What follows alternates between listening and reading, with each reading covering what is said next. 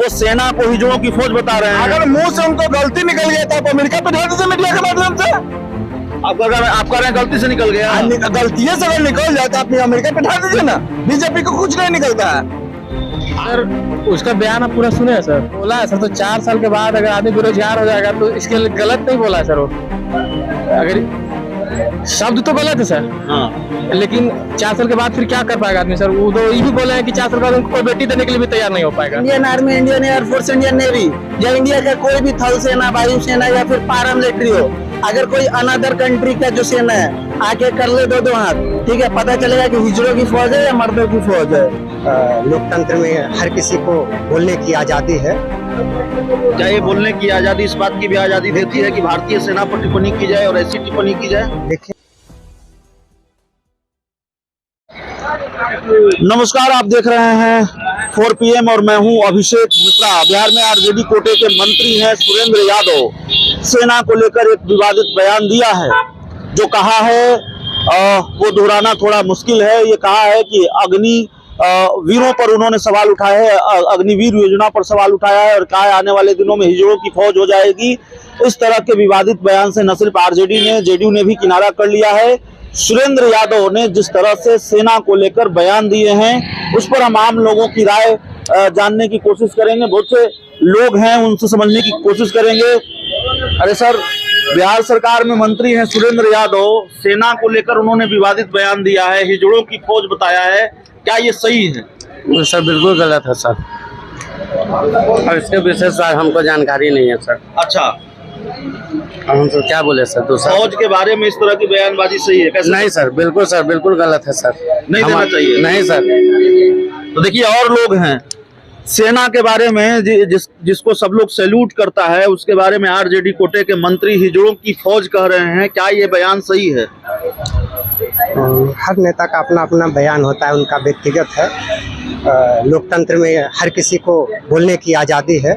क्या ये बोलने की आजादी इस बात की भी आजादी देती है कि भारतीय सेना पर टिप्पणी की जाए और ऐसी टिप्पणी की जाए? लेकिन आप किसी की मानसिकता को तो नहीं बदल सकते। उन लोगों का ऐसा मानसिकता ही है कि किसी के बारे में भी कुछ बोल दे। बहुत से लोग देखिएगा राष्ट्रगान के समय भी कुछ से कुछ बोलते रहते हैं, जबकि उनका सम्मान होना चाहिए।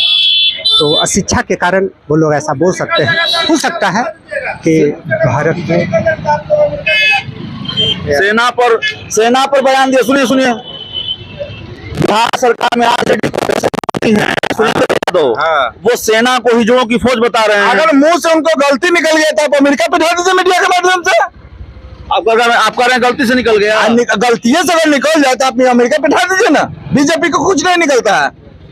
आप सुन लीजिए, हमसे मत पूछिए। पहली बार नहीं बोला है। इससे पहले उन्होंने कहा बीजेपी सेना पर हमले करवाती है। तो सुरेंद्र यादव ने दूसरी बार बोला है विवादित बयान। हम तो एक बात बोले ना कि अगर गलती से निकल जाता मतलब आप कह रहे हैं गलती से जानबूझकर ऐसा नहीं, जानबूझ के ऐसे थोड़ा बोल सकता है। जानबूझकर ऐसा नहीं बोला। ऐसा नहीं बोल सकता। देखिए, कई लोग कह रहे हैं कि जानबूझकर ऐसा नहीं बोला है।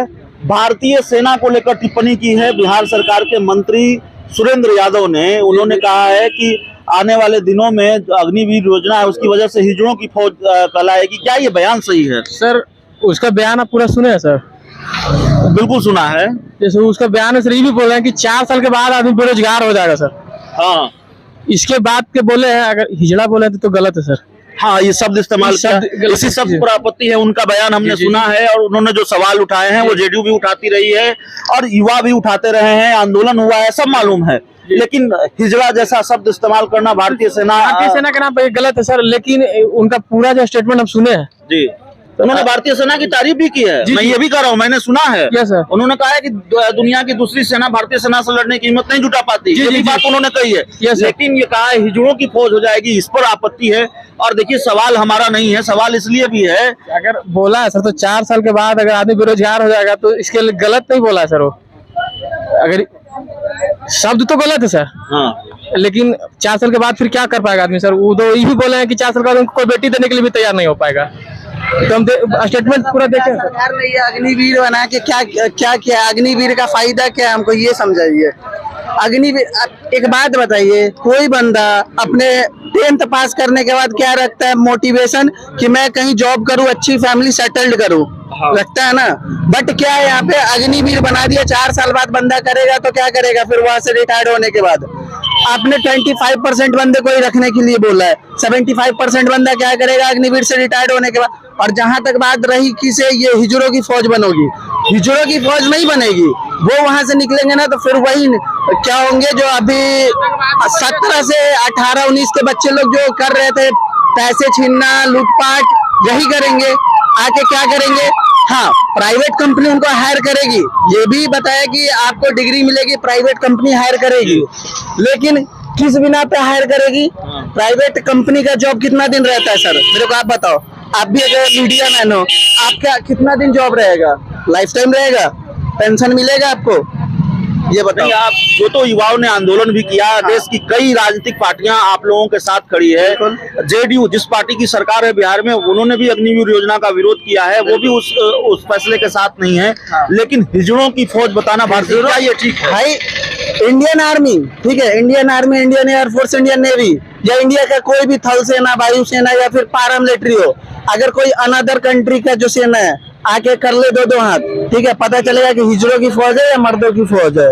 नहीं, वो तो भारतीय सेना के शौर्य का कोई जवाब नहीं है। लेकिन बिहार सरकार के मंत्री अगर हिजड़ों की फौज कहें, क्या ये ठीक है? मंत्री की तरफ से ऐसा बयान आना चाहिए? बिल्कुल नहीं आना चाहिए, नहीं आना चाहिए। अगर आप मंत्री हो या जो भी हो, बस जिस टाइम में वो लोग सोए रहते हैं ना, उस टाइम में एक भारतीय सेना की तैयारी करने वाले बंदे कुत्ते की तरह हाँफते रहते हैं। ठीक है, मैं भी आर्मी की तैयारी करता था, लेकिन इस अग्निवीर का फॉर्म डाल के मैं अग्निवीर की वैकेंसी में नहीं गया। क्यों नहीं गया? अगले बार सिलेक्शन हो रखा था सब में मेरे भाई का, मेडिकल फिट, फिजिकल फिट। क्यों एग्जाम कैंसिल किया गया? रीजन क्यों कैंसिल किया गया? इतने बच्चे मरे, क्यों मरे? हम भी कुछ दिन पहले बीजेपी का झंडा लेके घूमते थे, आज बीजेपी को ओपन गाली देते हैं। क्यों? आज उनके कारण ही ना नौजवान जो है मरने पे आ गए थे, मरे भी है।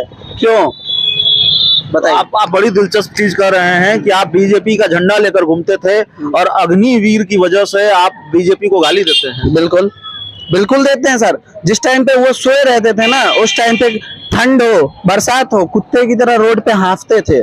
ठीक है, जिस टाइम पे वो कंबल ओढ़ के सोते थे। आज कौन जाएगा अग्निवीर में? कितने बंदे जाना चाहते हैं, हमको ये बताइए सर आप। कितने साल बीजेपी का झंडा ढोया? मैं झंडा कभी ढोया नहीं, मेरे बहुत सारे जो थे बीजेपी के सपोर्टर, हम भी ओपन बोलते थे कि एक अच्छा नेता है, देश का विकास होगा, नरेंद्र मोदी के बारे में, नरेंद्र मोदी के बारे में। लेकिन अब वही देश को पीछे ले जा रहे हैं बोलने के लिए। क्या सब कुछ प्राइवेटेशन कर दिए? क्या चलो आपने रेलवे प्राइवेटेशन किया, कोई मतलब नहीं है। आपने एजुकेशन प्राइवेटेशन किया, मेडिकल किया, सब किया ना। लेकिन आर्मी, नेवी, एयरफोर्स, ये सब भी तो एक प्राइवेट जॉब हो गया ना। आप मेरे को बताओ 4 साल के बाद क्या करेगा कैंडिडेट? मेरे चाचा जी खुद आर्मी में सूबेदार मेजर है, वो मेरे को बोलते हैं कि कुछ नहीं है, तुम ज्वाइन करो। लेकिन फिर वही बोलते हैं कि 4 साल बाद तुम क्या करेगा, इसके अच्छे तुम प्राइवेट कहीं जॉब पकड़ो। क्यों? अग्निवीर योजना की दिक्कतें बता रहे हैं आप, और जिस तरह से मोह भंग हुआ मोदी से, अग्निवीर की वजह से मोह भंग हुआ, ये सारी चीजें ठीक हैं। और हमने आपको कहा कि कई राजनीतिक दल इसका विरोध कर रहे हैं, लेकिन फिर वही सवाल होगा, हिजड़ों की फौज कहना सही है? बिल्कुल नहीं। हिजड़ों की फौज जो कहते हैं ना, क्या करना चाहिए सरकार को? जब आप ये सवाल उठा रहे हैं कि मोह भंग हो गया, इस तरह की दिक्कत हो गई और 4 साल वाली योजना सही नहीं है, क्या करना चाहिए, क्या होना चाहिए? कम से कम ये जो चलो आर्मी, नेवी, एयरफोर्स ये थे परमानेंट जॉब थे, रिटायरमेंट के बाद पेंशन वगैरह मिलती थी। लेकिन कम से कम पारा मिलिट्री जैसे सीआरपीएफ, बीएसएफ, ये सब है, कम से कम इस ढंग का तो रखता भाई, जो 60 साल एज तक आप जॉब कर सकते हो, पेंशन ना मिले, उसके बाद बंदा रिटायरमेंट के आवर में जो उनको मिलते हैं उनसे वो कुछ अपना सेटल्ड करे। ठीक है, अब आप मेरे को एक बात बताओ, 4 साल के लिए जाएंगे, उसके बाद 11 लाख रुपए आप रिटायरमेंट के बाद दे रहे हैं। उस 11 लाख लेकर बंदा अगर कहीं प्राइवेट जॉब भी करेगा तो अपने लाइफ टाइम में 4 साल में 11 लाख जमा कर सकता है ना सर? फिर वो 11 लाख लेके करेगा क्यों? तो देखिए, ये अग्निवीर की समस्या है। ये ठीक है कि आरजेडी कोटे के मंत्री ने उन्होंने बोला है कि हिजड़ों की फौज है, सीधी बात है। जो आर्मी में नहीं गया ना, उस बंदे के सामने वो अपने बेटे को लाके खड़ा कर दे और 2 हाथ करवा के देख ले कि साला वो माँ का लाल है या आर्मी की तैयारी करने वाला हिजड़ा है। तो चलिए, ये जवाब मिला है सुरेंद्र यादव को, आरजेडी कोटे के मंत्री सुरेंद्र यादव को। और दूसरी तरफ अग्निवीर की जो समस्या है, उस योजना में जो दिक्कतें हैं और इसको लेकर लोगों में आक्रोश है, वो भी इस चर्चा में सामने आया है। हमारे साथ एक युवा थे, बातचीत कर रहे थे। उन्होंने कहा वो बीजेपी का झंडा ढोते थे, नरेंद्र मोदी को अच्छा नेता मानते थे, लेकिन सिर्फ इस अग्निवीर योजना की वजह से उनका मोहभंग प्रधानमंत्री नरेंद्र मोदी से हुआ। तो चलिए, इस चर्चा में इतना ही। आम लोगों से अलग अलग समस्याओं पर, अलग अलग चीजों पर बातचीत होती रहेगी। बहुत बहुत धन्यवाद।